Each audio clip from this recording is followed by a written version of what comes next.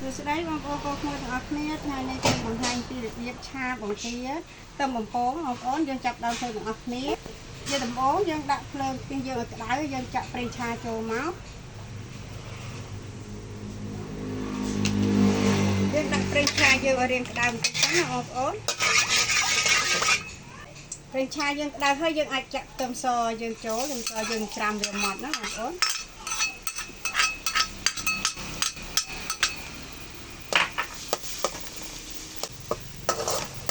យើងបំពងខ្ទឹមសយើងឲ្យឈ្ងុយសិនឲ្យឡើងរាងកន្លះក្រហមណាបងប្អូនយើងខ្ទឹមបំពងយើងបានបំពងឈ្ងុយហើយបងប្អូនយើងអាចដួសទុកមួយឡែកសិនណា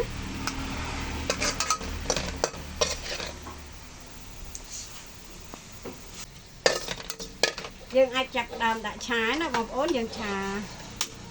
យើងដាក់ស្ករត្នោតយើងចូលក៏ត្នោតយើងចូលបានមួយស្លាបព្រាកាហ្វេមកបងប្អូន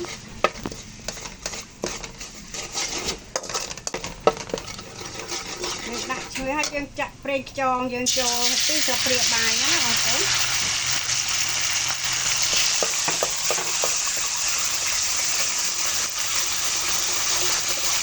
យើងចាក់បង្គាយើងចូលមក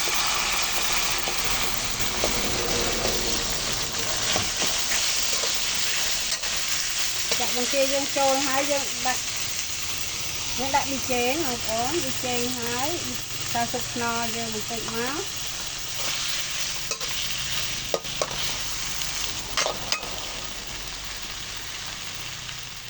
ឆាត្រឡប់ឡើងបងប្អូនយើងឆាហើយយើងដាក់ទៅបំពងយើងចូលមក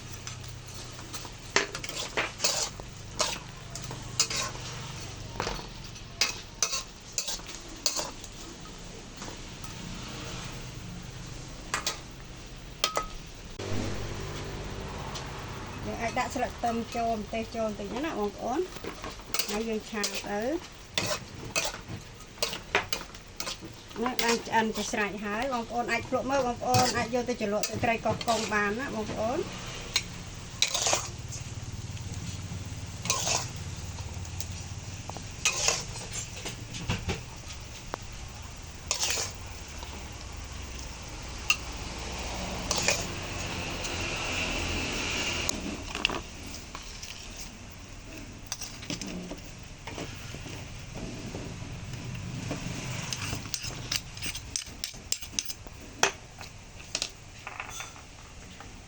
បង្គា